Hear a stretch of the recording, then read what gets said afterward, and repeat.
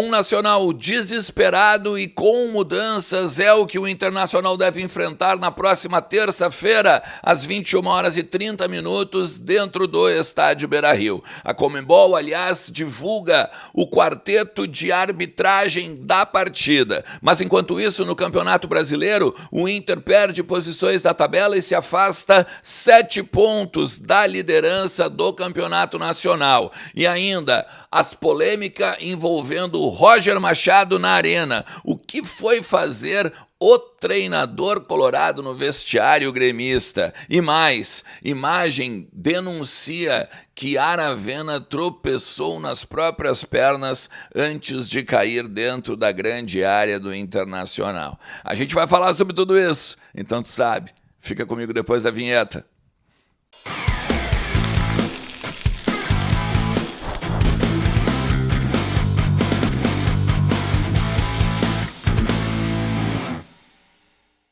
Fala Colorado, fala Colorada, como é que vocês estão? Tudo certo? Tudo beleza? Bora falar do Internacional e atualizar as informações do nosso clube, entender um pouquinho do que está acontecendo nos corredores do Beira-Rio, também no CT Parque Gigante, na Morada dos Quero-Queros, a casa da nossa base, tudo sobre o Internacional tu encontra nos conteúdos aqui do canal. Fica comigo até o final do vídeo. Muito prazer, você que está chegando novo por aqui, né? Obrigado também pela tua inscrição, os novos que se inscreveram também neste último domingo. Mais, cada vez mais, a gente fica feliz aqui com a parceria de vocês. Compartilha, né, nas tuas redes, compartilha nos teus grupos de colorados, deixa o like também que ajuda pra caramba o conteúdo e não te esquece que kto.bet.br é a minha casa de apostas, ela também pode ser a tua. Vai lá, te registra para dar uma brincada e principalmente lembra que é um conteúdo para maiores de 18 anos, brinca com responsabilidade e moderação e boa sorte na Liga do Milhão. Tô nessa também pelos influenciadores, mas de manhã tem oportunidades para tu pegar e dar uma olhada no que pode acontecer ao longo de todo o dia. Aproveita o link que está na descrição ou então no comentário fixado. Gente, vamos lá, vamos falar um pouquinho de Campeonato Brasileiro, né? Porque hoje ainda tem um jogo da rodada, Bahia e Ceará, mas praticamente todos os outros jogos já aconteceram. E isso faz com que o Internacional caia algumas posições da tabela. Vamos colocar ela do lado aqui, porque daí a gente consegue pegar e trabalhar. Palmeiras é o líder, com 13 pontos, a partir do momento que venceu o seu jogo, né, 2-1 em cima do Fortaleza, lá no Castelão. Por isso mesmo que a gente falava que o ponto conquistado fora só seria bom se tivesse vencido o Palmeiras. Não vencemos, não haveria uma oportunidade melhor de ganhar do Fortaleza. Ele está perdendo de todo mundo dentro do Castelão. E claro, tinha ainda uma invencibilidade enorme e tal, mas enfim, né, cara, era o momento da gente ganhar do Fortaleza. O Inter está em 12º, com 6 pontos. E aí o Palmeiras então com 13, depois Flamengo, depois Fluminense, que venceu mais um jogo, né? Bragantino, Ceará, Corinthians e assim vai, tá? A gente ainda tem a oportunidade, ou a possibilidade, melhor dizendo, de perder uma posição, mas, cara, teria que ter um resultado remoto. Tá, praticamente que o Ceará teria que vencer por 5 gols de diferença.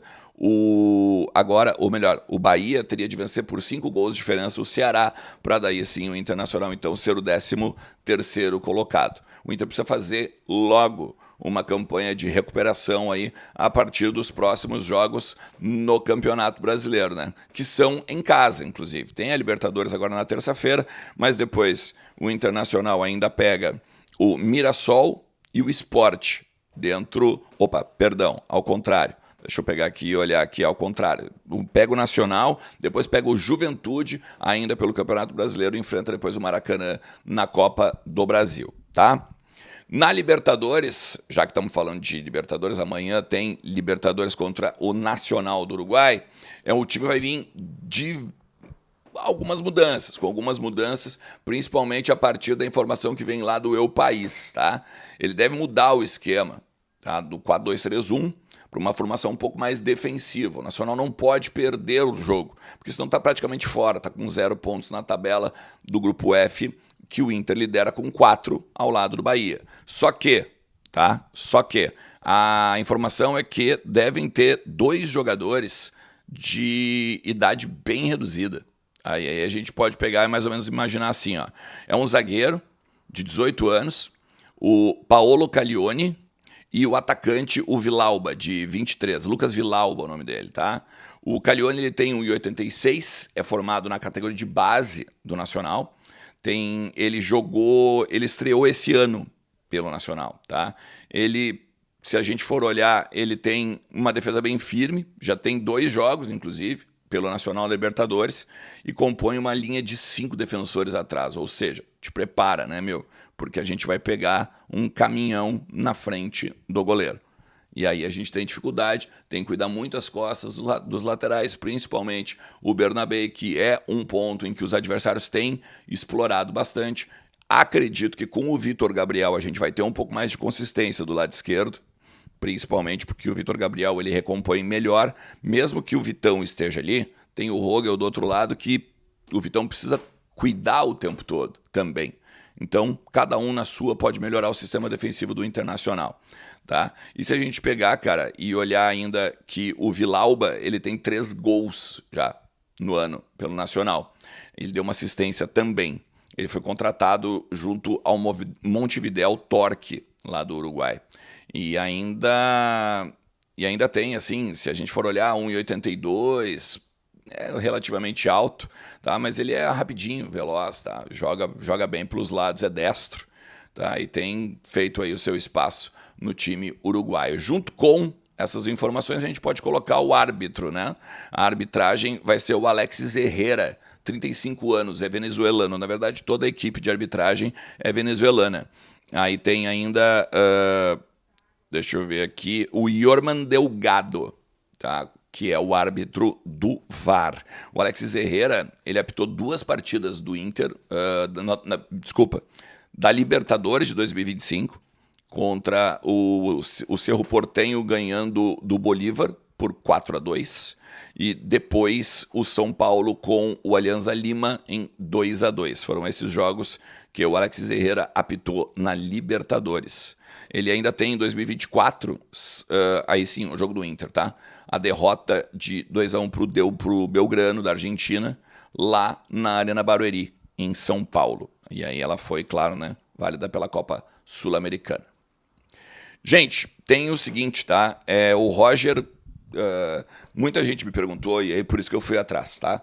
O Roger acaba o jogo do Internacional com o Grêmio lá, 1-1, empate na arena, aquela coisa toda, pênalti, não pênalti, vamos repercutir ali na zona mista com os jogadores, o empate. Em determinado momento o Roger pega e sai do vestiário do Inter e vai até o vestiário do Grêmio, entra lá e fica um tempo. As imagens rodam, né, claro, na internet, os repórteres viram, marcaram lá e quiseram...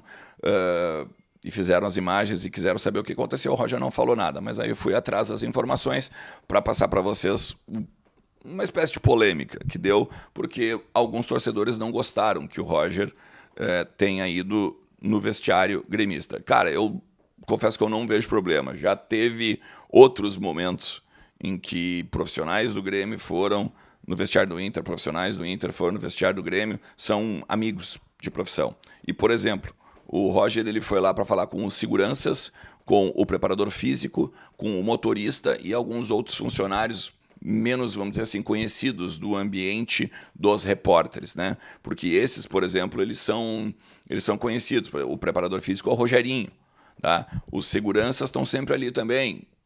Só para ter uma ideia, o Inter não tinha chegado ainda, eu estava conversando com um dos seguranças do Inter, porque a gente está sempre no dia a dia. Então o Roger também foi lá conversar. Eu tenho o nome de seguranças, mas não vou dar o nome de seguranças aqui até para preservá-los. E também o motorista do Grêmio, né? Que óbvio, leva os caras para aeroporto ou busca os caras em algum lugar. Cara, amizades, né? Não via há muito tempo o Roger. Os funcionários do Grêmio foi lá para dar um abraço nos caras. Se o Inter tivesse perdido o jogo, eu até não acho legal. Não concordaria com a atitude, porque daí é uma questão de preservação. Tu tem que te preservar, né, em cima da questão do contexto de derrota.